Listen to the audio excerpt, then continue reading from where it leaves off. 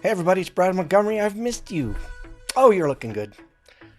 Why am I so excited about today? I'll tell you why, because you're about to meet a rock star.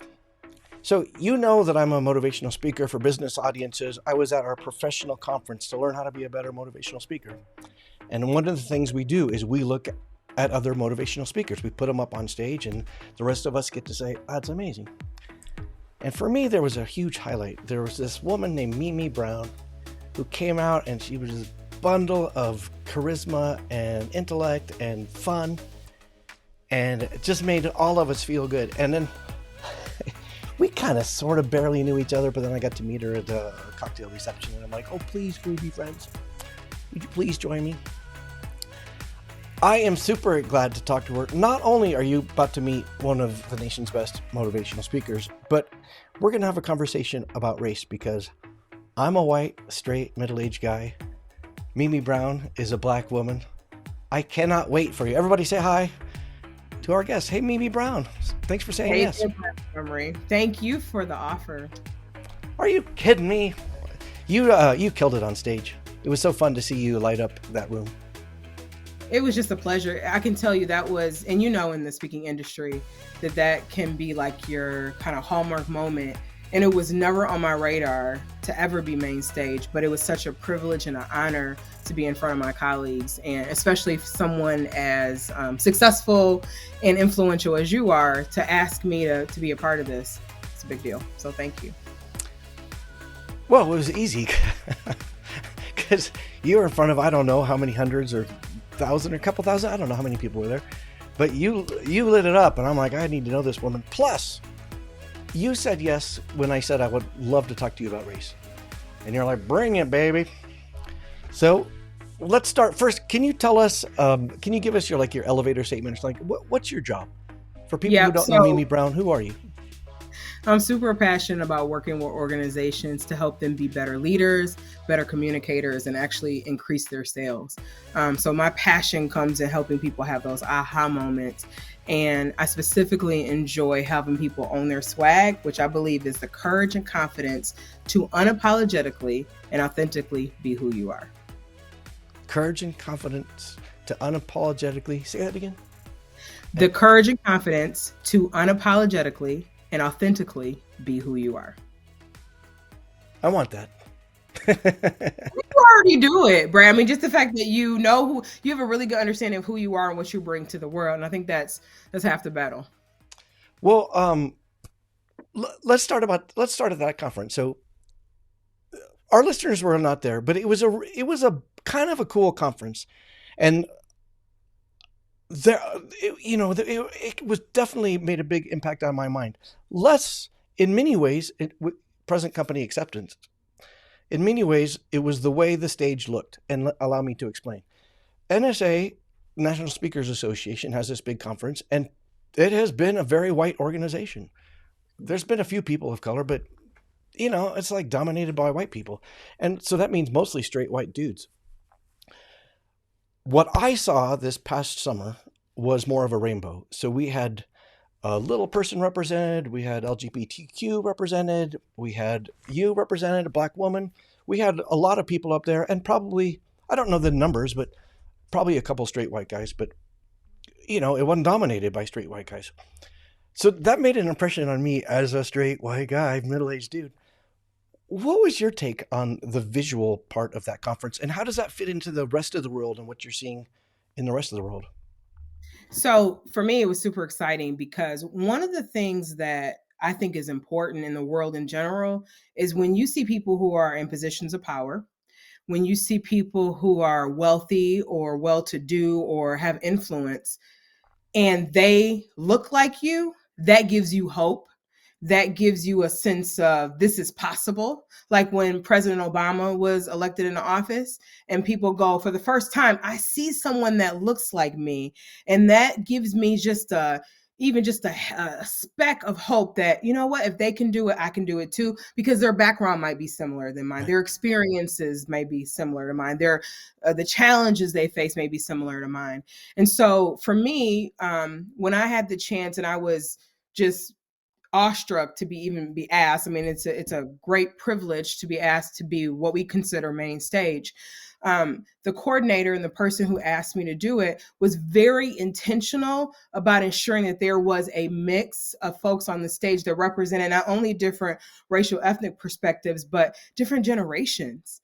And for me, Brett, I will tell you, the aha was, for the longest time, I always thought one day, like, I'll be there in terms of success and be considered this great speaker. And I was like, oh my God, like now I can help impact people in the way that I was impacted when I first saw my first motivational speaker on stage. And the fact that it's being a woman of color and being what I consider a sassy Black woman, it comes with a little bit of responsibility with that.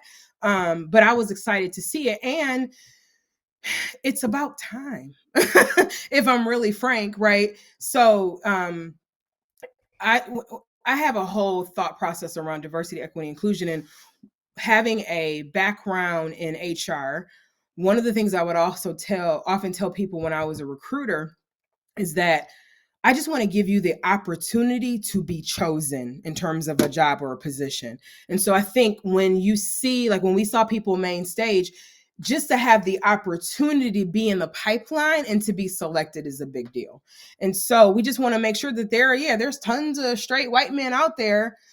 And are you making sure that you represent the whole space of folks who are speakers? So I know I gave you a really long answer to a short question, but Well, contrast that with how it felt before. So you undoubtedly have been to tons of conferences where there's a lot of, maybe everybody on stage looked like me.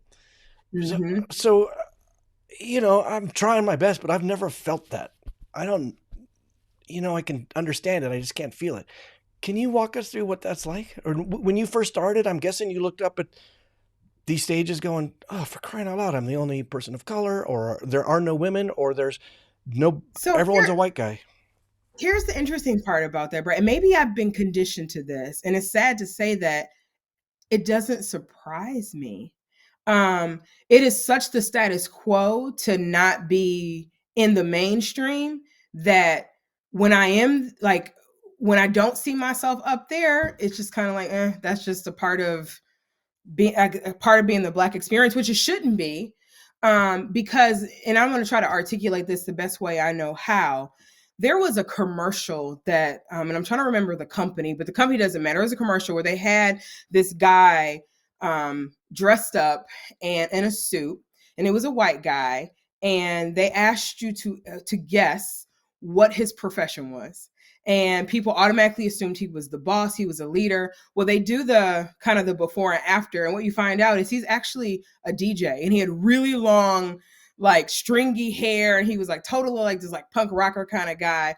But when people associate certain, I would say, positions or titles, they often associate that with the viewpoint of what they've seen. So if all I've seen have been white males on the stage as far as motivational speakers, that might be the first thing that comes to mind for me, even as a Black woman, that's it, that's the standard. And so to be able to shift that, and not only shift it in the minds of white folks, but also shift it in the minds of people of color, that's a whole nother, that's another lift. So it was like I always expected to see white men on the stage, and to see either a woman, or more even specifically to see a person of color. Oh, let me make sure I pay attention. And it shouldn't be the exception, but it's the rule kind of. And I think I might have said that backwards, but instead of always being a mix of all different types of people, it's when you go, oh my God, I saw a Black woman speaker. Well, can't that be the norm? Like, why does that have to be the exception?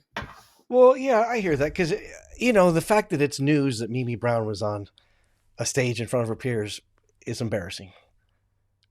Right. Well, I'll give you a good example. So I remember, this is another NSA story. So I am a past president of the National Speakers Association of Michigan's chapter.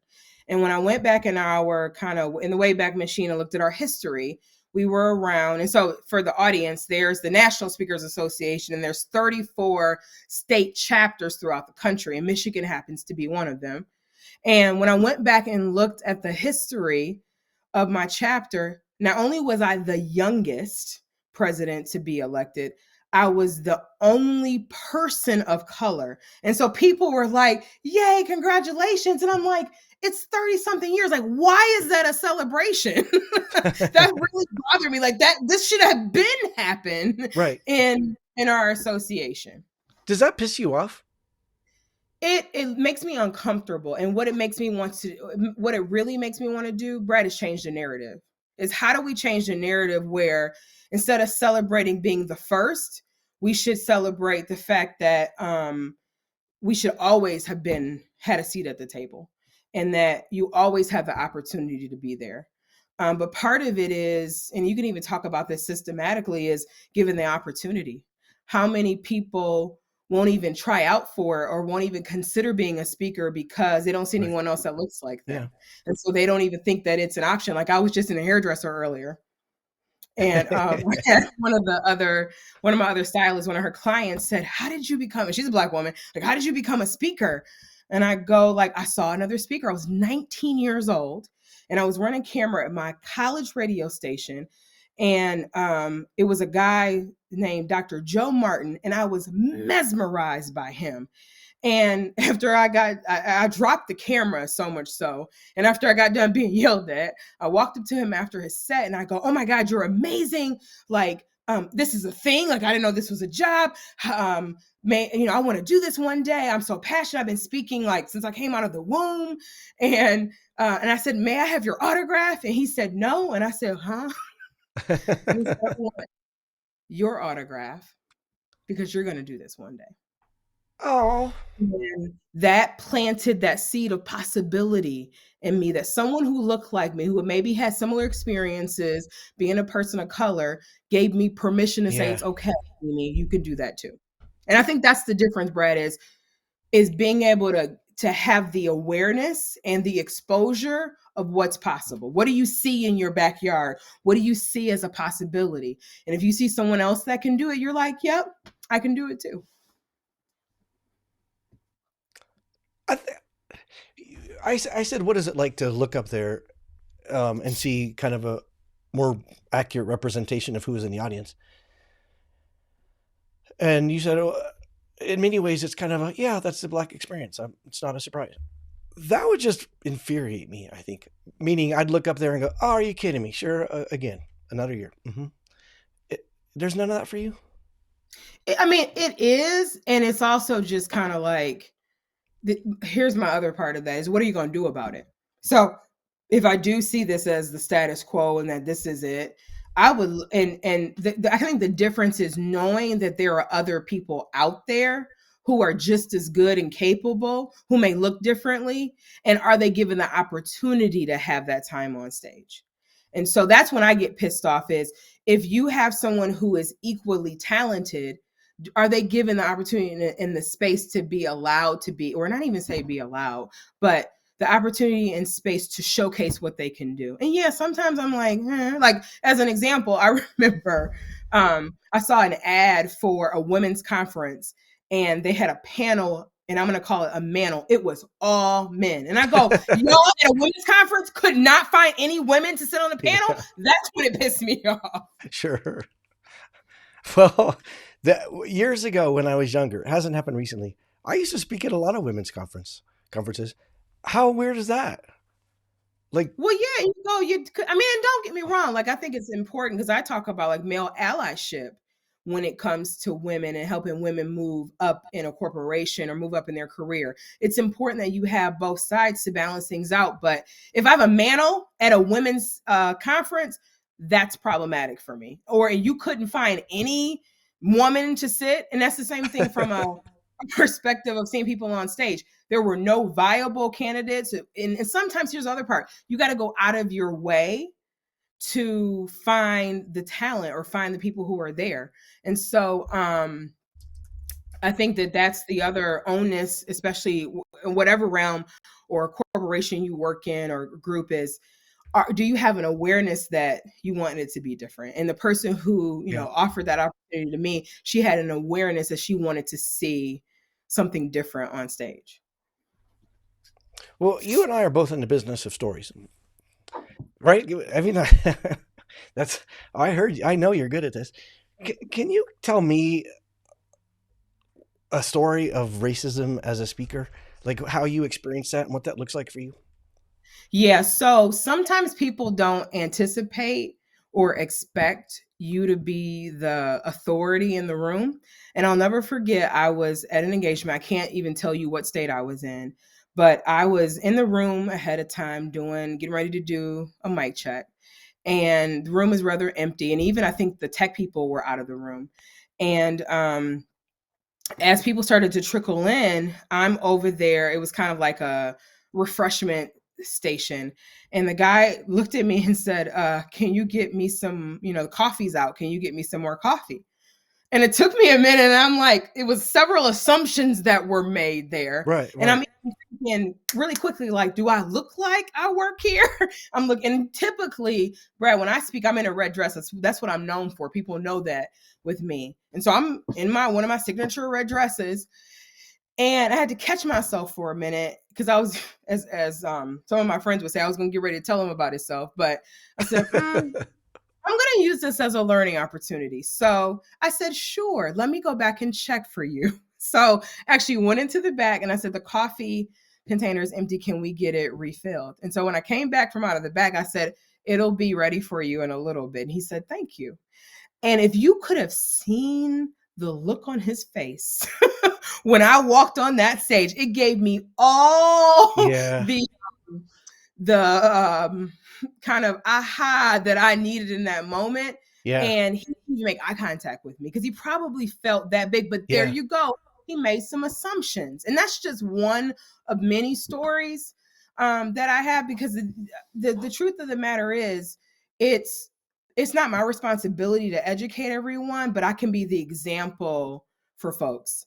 And so I take it very seriously, being a woman speaker, being a Black woman speaker, to ensure that I represent in the right way. And that also comes with a lot of stress and sometimes pressure. But I want to make sure that I'm representing in the best way I know how.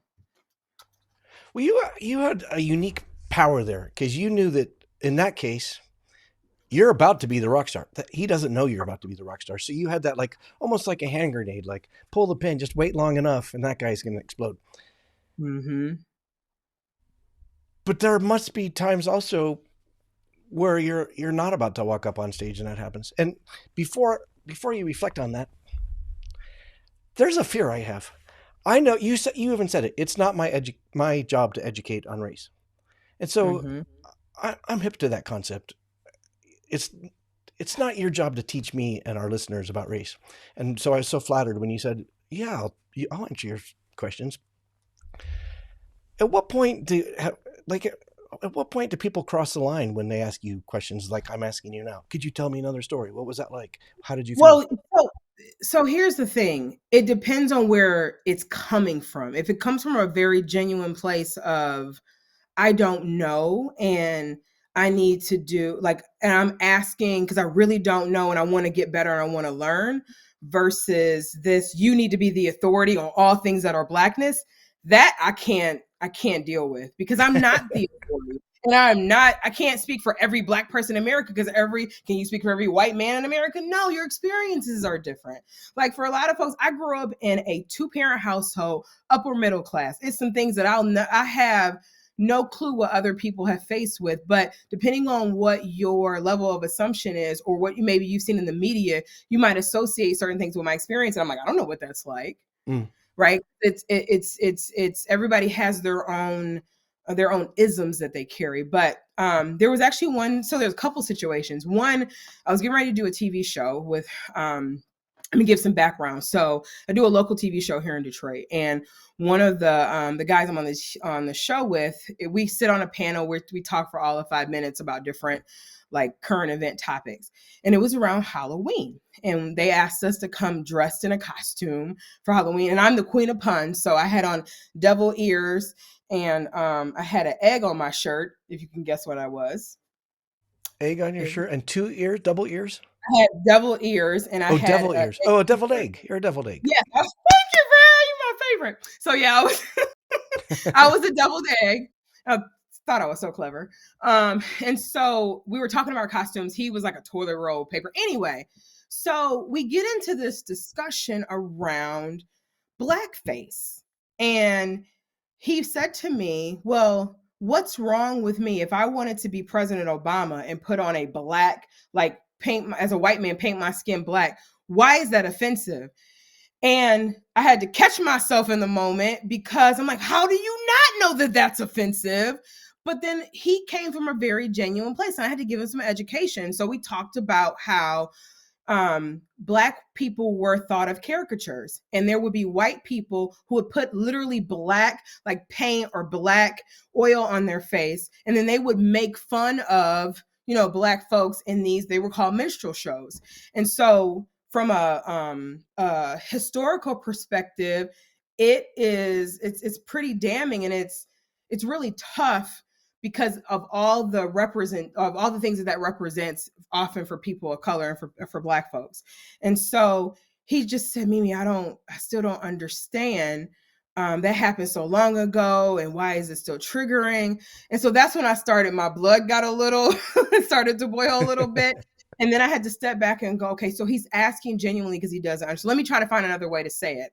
So I said, well, President Obama is a person, and if you want to be seen as him, you could dress, or as the president, you could put on a suit, have on a red tie, and maybe do something with your voice, because he had a very distinctive voice. But that's a person.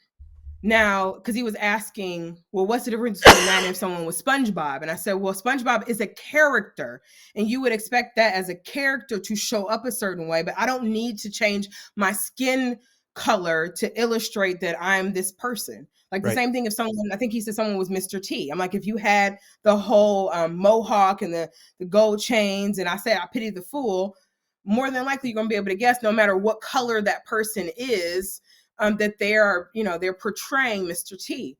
I said, but if you have SpongeBob, that's a character. Then you could turn yourself yellow because it's not an actual Right. person. Also, he's a sponge, not a person, right? Exactly. He's a character. He's a cartoon. So Right. He's not even a human. Exactly. And that's the whole part, is these people are human. And so what I appreciate in that moment is that he really wanted to understand. And so I said, well, here's the other thing I'm going to recommend for you to do. Go do your homework. Don't just ask me. In my experience, go read some books. Go watch some documentaries about minstrel shows and about blackface, so that you're not just hearing it from Mimi Brown's perspective, and I'm able to give you about this much Yeah. historical reference. Go do your homework so you're educated. And to me, Brad, that's the difference.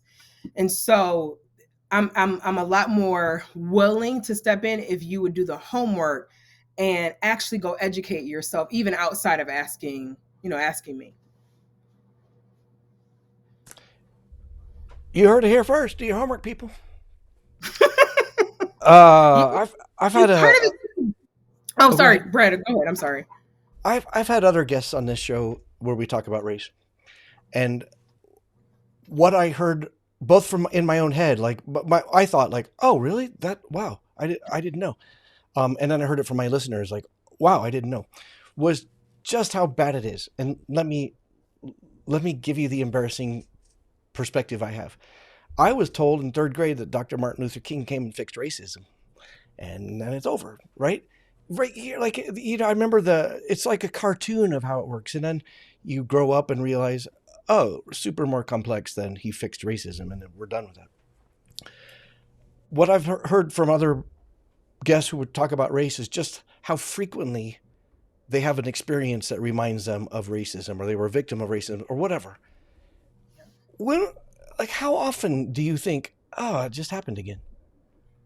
I mean, it happens quite a bit. So I'll give you another scenario. So Yes, please. I was in a staff meeting, and this happened all of a couple of years ago, but it hit me to my core because the person who will say committed this this act of just like, I don't want to say stupidity, but put his foot in his mouth, I just didn't expect it to come from this person. So let me give some contrast. So I'm in a meeting, and it is my this is someone who's like a vice president, and I'm stepping in for my boss. And so as I'm having this, we're having a kind of a staff meeting, and I'm just there to give an update on something. So I'm kind of paying attention, not totally paying attention. And so they're talking about this concept of a waste walk. And a waste walk is using like Lean Six Sigma terms, which essentially means you walk through a process Oh, to oh, ensure that you reduce the inefficiencies out of that process. all right. And so he says to me, and he's giving an example. He uses me as the example to say, yeah, when we do this waste walk, it's not like we're going to eliminate Mimi or something. And I laugh and I go, oh, ha, ha, ha. Oh, that's so funny. And I said his name. And so he said, yes, Mimi, because you're what we would consider an indentured servant. Woo! Now, mind you, I'm on a call. My boss's boss, only person of color, only subordinate level, right? And I'm like, did he just say, like, it took my breath away. I'm like, did he just say that? And so one of my colleagues sends me a note, and she's a woman, and she's actually, and most people didn't even know this, she's half Mexican. So she's actually kind of Latino. But when you look at her, you can't necessarily know that's her Mm-hmm. racial ethnic Yeah. background. And she says, Mimi, this is not okay. This is not okay. What are But you this gonna is in do? And I'm a like, behind the scenes chat, right? It's not yeah. verbal. So no, this is verbal. So no, yeah, this is the chat that she sent. Yeah, she sends me like a Teams message, and she's like, Right. "This is not okay. What are you gonna do? Do you want me to say something?" I am still trying to catch my breath after Sure. that moment, just in disbelief. And so the meeting ends, and then he immediately calls me and says, Mimi, I'm so sorry. That came Oh, out wrong. It's not what I meant. Um, and I just was like, and he said, what do you want me to do? And I'm like, I didn't want it to come out of your mouth. Let's just say that part. But I didn't even know in that moment what my ask was. And so after I kind of caught my breath for a minute, and I said, the best thing that you can do is address it with everybody else who's on the call and let them know that it's not okay. That you had a misstep. Because that's honest, Brad. A lot of us have missteps. I even as a Black woman who teaches DE&I classes or run activities or experiential activities, I still have missteps where I say something and I have my bias shows, because we all have bias. Every person walking on this earth has a bias. It doesn't make us bad people, it just makes us human. The key is to know when your bias is showing, and then what do you do to correct it. And so he actually, what I appreciated is he went and called each other individual person on that call. I wasn't privileged to the conversation, but addressed it. And then the next day on the staff meeting, and I wasn't included on that, but he addressed it again. And so, but then his next statement, actually I was on that call because he invited me to come to join. But his next statement totally undid all the apology that he gave, because he said, well, I'm glad we didn't make a big deal about that.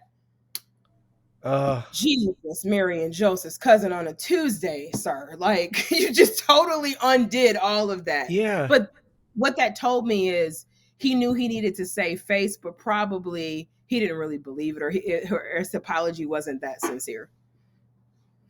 I'm going to react to that story, but before I give you my reaction,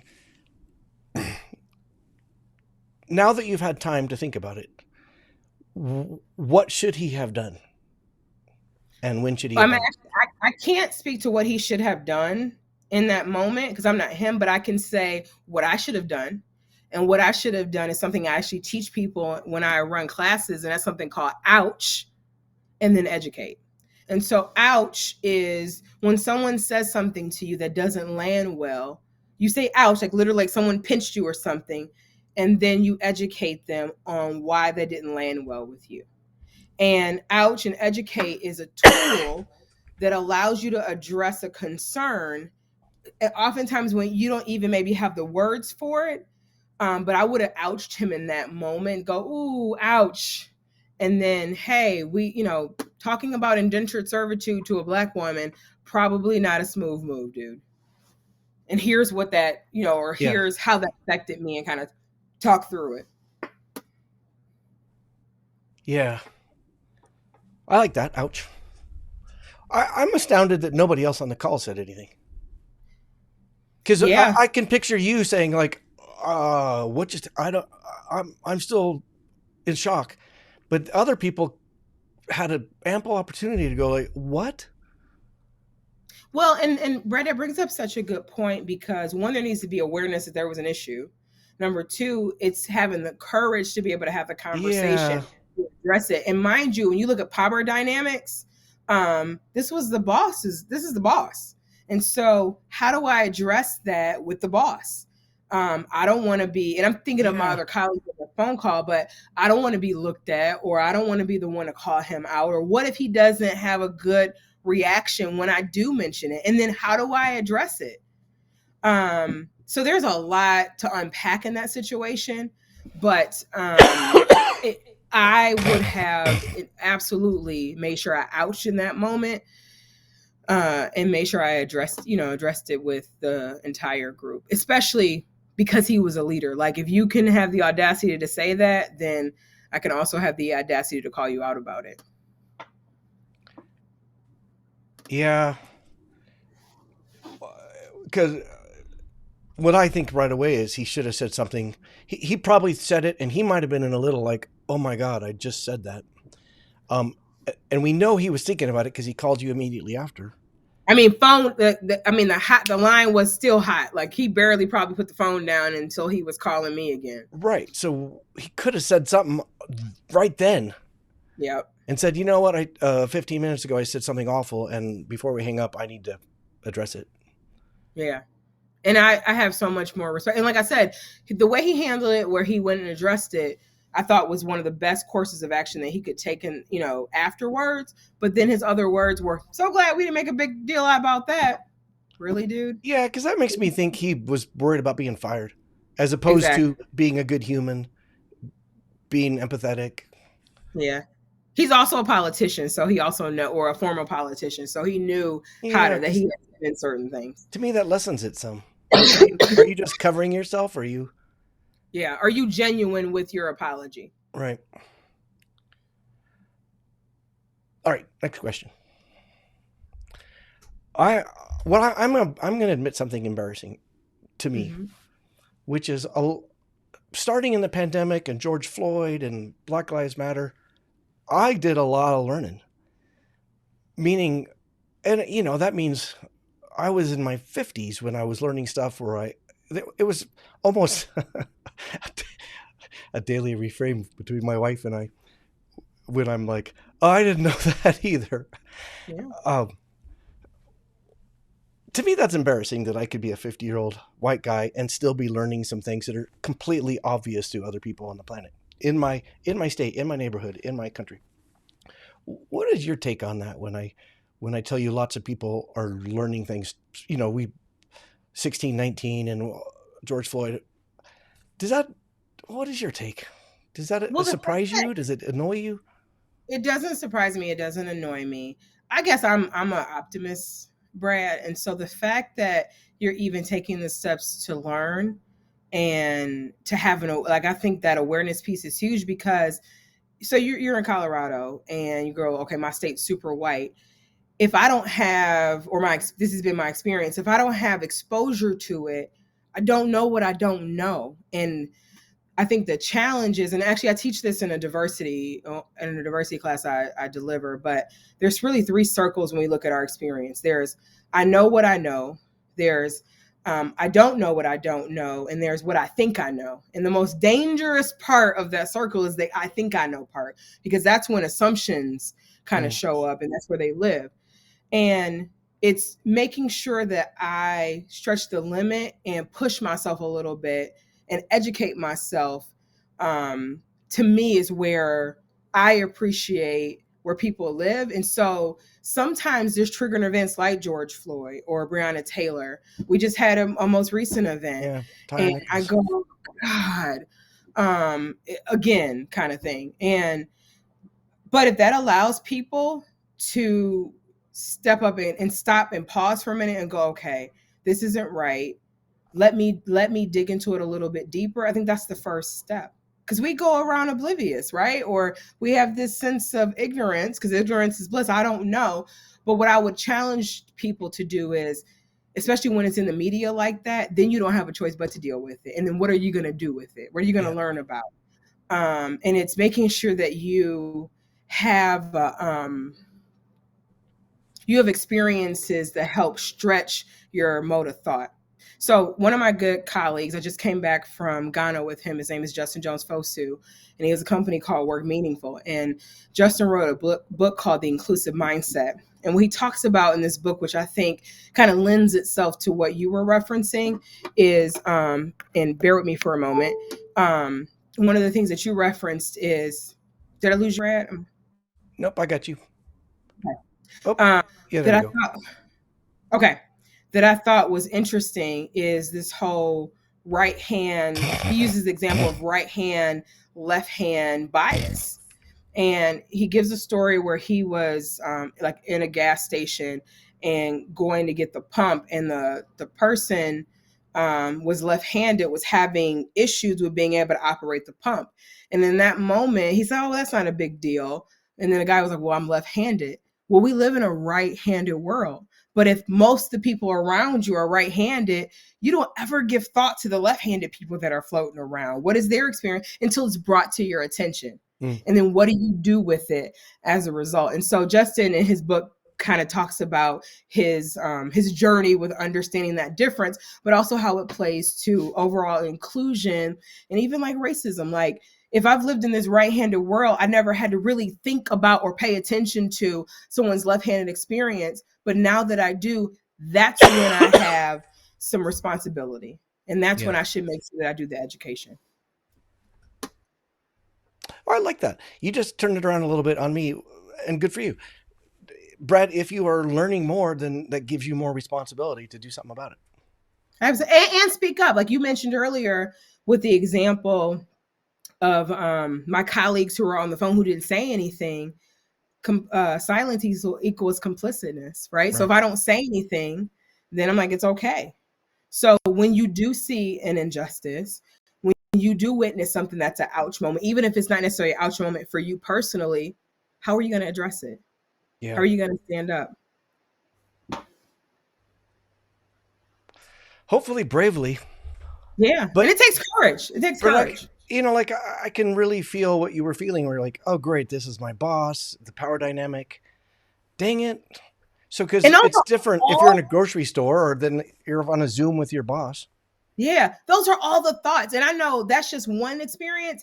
I can't imagine. I've heard horrific experiences of other people where it's in blatant like racism. And then what are you going to do about it? And you don't have the power in that space.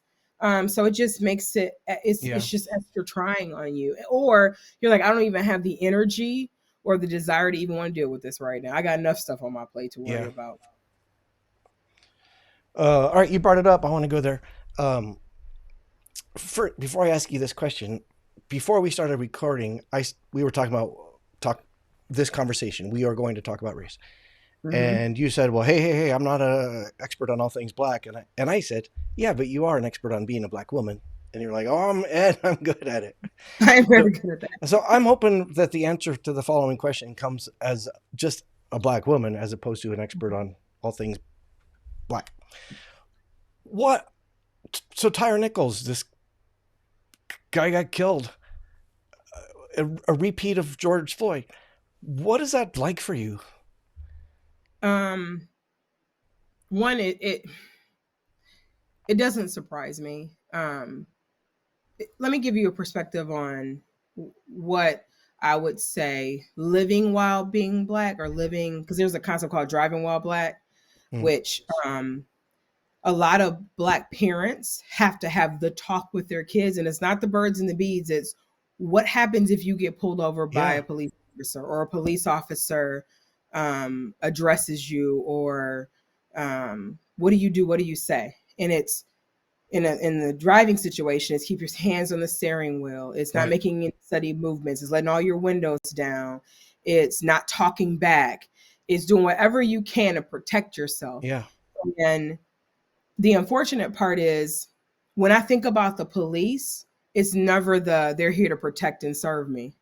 It's always, and it doesn't matter what color they are, as a side note, which I have a whole different perspective on the fact that there were 6 black police officers who did this to a black man. That's a whole nother side of the equation. But I don't often think that they're there to protect and serve. I'm thinking they're trying to get me caught up in something, that Mm. the police are not on my side, that they're not there to protect me. And it's a hard pill to swallow, but it's a reality. And so what concerns me in this case is, and I didn't watch the video, and I've opted not to watch it Yeah, me from, neither. I don't think I could take it. well, I just I don't need that in my spirit, and I'm a big person about energy, and I know that will just kind of zap me, and I just don't want to live in that space, and it's going to be enough people have opinions about it. But one of the things that is really challenging for me to think about in this situation, and if you compare it to many of the other, and I can't say all, but many of the other brutal like race related police incidents, is the way that they treated the police officers who committed this act. They instantly charged them. They instantly sent them, like started charging them with a crime and sending them through the justice system process. When you look at Rodney King, when you look at George Floyd, when you look at Breonna Taylor, any of those other police officers, they gave them a straight administrative leave without pay. They were not quick to charge them with anything. Sometimes, and I don't know the exact number, it took months before they even charged them with a crime. But it goes to show you, even from a systematic racism issue, that yeah, they were in the wrong. They have this role as a police officer to protect and serve. But I guarantee you, it might have been a different situation had they not been black men. They may not have gotten charged so quickly in that space. And I'm not saying they were right, by Right. no means, what they did to this person, but even look at it from that perspective. And that's been also the argument in a lot of, at least some of the forums I've been reading, is wow, justice was really swift for these black police officers. But if you compare it to the white police Oh, officers who had the same thing, they didn't have the same experience or outcome. well, that's so interesting because I was going to a different place. You were saying I thought you were going to end. Mimi was saying that it's a tiny step forward, that at least justice came to the bad guys this time faster, but I did not connect because they were black cops. Yeah, and if you don't take my word for it, just go look at all the other in the most recent. I went all the way back to Rodney King, and that was, I think, 1991. But when you go back and look at many of these other cases, justice wasn't that swift with the police officers. Many of them got administrative leave. A lot of them didn't even get charged for weeks Yeah. before, and it was out in the media. Yeah. And so you kind of ask the question, like, something's different here. What's different? They're all black cops. Would it have been the same situation if they had been white? And that's just a question to ask yourself. Right. And my honest experience is probably not. Yeah, that's what I was going to ask you. Dang, I didn't think of that. Since we're on current events, let's cover another one. This week, as we record this podcast, the AP college boards that administrate high school tests for college backtracked on a Black Studies course after governor of Florida said we weren't going to teach that course in Florida. What was that like for you? So I have a whole host of opinions about DeSantis, but I won't go there. I'll just say this much: you can't erase history, and I feel like part of the cover up, if you will, is even like with the "Don't Say Gay" legislation that was being brought about, or renaming, and I can't think of the technical term, but renaming slavery like it didn't happen. No, it happened. You get plenty of evidence, but people try to repaint the story differently. And typically when you think about the story or the history books are written by the winners. Mm. And they get to have that narrative. There's an African proverb, and I'm trying to remember it really quick. Geez. It was when I came back, I just came back from Ghana, and it was, oh my gosh, it was, if you ask the lion, if you tell the lion, if you, the lion will always, or the hunter will always tell the story of the lion, something. Anyway, the extent of it is, whose narrative it is, whose narrative is it, whose story are you telling, what perspective do you have from that? Right. And that just infuriates me. You can't undo history. You can't we're not going to teach that. Just because you won't teach it doesn't mean it didn't exist. And then to me, that goes back to, Brad, what we were saying earlier with, you got to do your homework, and you can't take everything for face value, especially not things online. You should question things. What is it? It's a proverb that, or it's a quote that says, only believe nothing of what you hear and half of what you read, or something like that. Like, in other words, it's our duty and our job to question things and go, let me find out where this is coming from. Let me do my own research and homework. I found it to be unbelievably upsetting. But also, I'm aware that it's likely less personal to me. Like, it's almost an academic topic because I'm a white guy. Or academic's probably not the right word, but I don't feel it probably the same as if I were a black guy. But dang, that really ticked me off. Well, yeah, because we typically associate things with that affect us directly. So if it's something that reigns true with us as far as our experience, then it can kind of shake us to our core. And that's why I encourage people to do activities around empathy. And empathy really just is is one of the areas of empathy is perspective taking, is understanding literally what it's like to walk in someone else's shoes and someone else's experiences. And if in your case, Brad, if I wasn't a white male, and I was a black male, what would that experience be like for me? How would that affect me? I think it'd be anger. I think I'd just be ticked. Yeah. You're a nice person. Did you know that? Well, thank you, Fred. I hope so. I work to be a nice. My mother would be happy to hear that she's raised to be a nice person. Well, I can see why the world is starting to notice you. You've been awesome for a long time, but it just feels to me like you're on a rocket ship.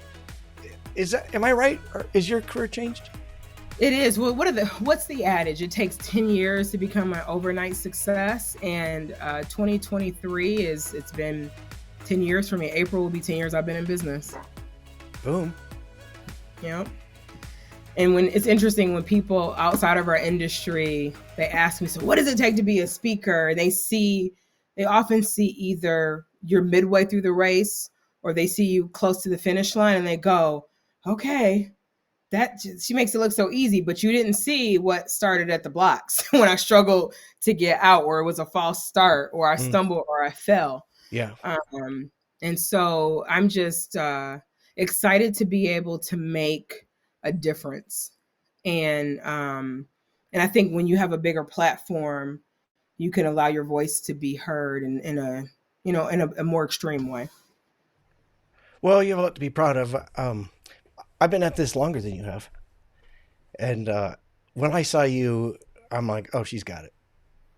Thank you. Like, forget what she's saying. Just listen. You know what I mean? Like, I think sometimes when especially as an experienced speaker, people come, I know that happens to you all the time. I'd like to pick your brain. How do you do this? And you just know they don't have it.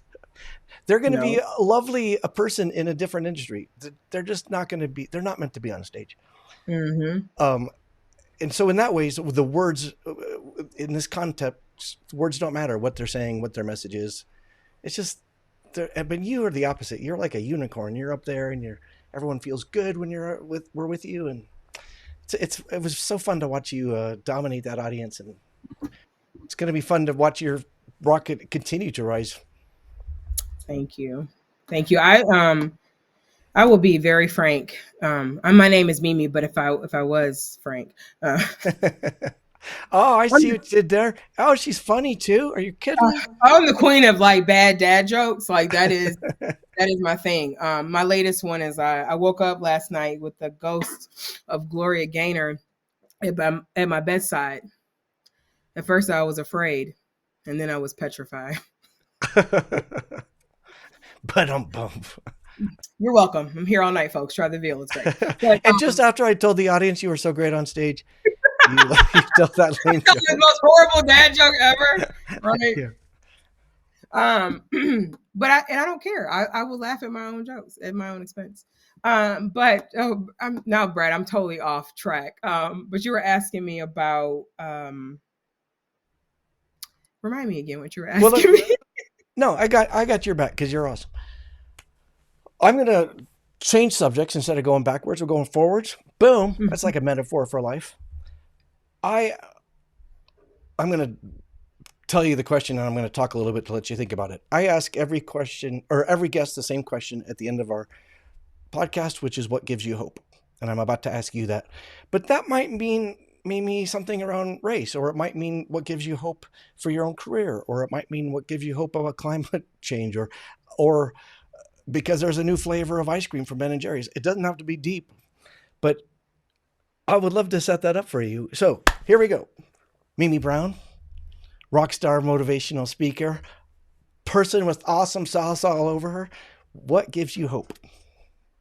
So it's interesting that I get asked that question because my middle name is actually Hope. And my grandmother named me that for everything that she hoped that I would become. And so when I think about hope, and what gives me hope is really the next generation, is that they get smarter and they are more aware, and that they really allow their opinions to be heard, and that their voices are not silenced.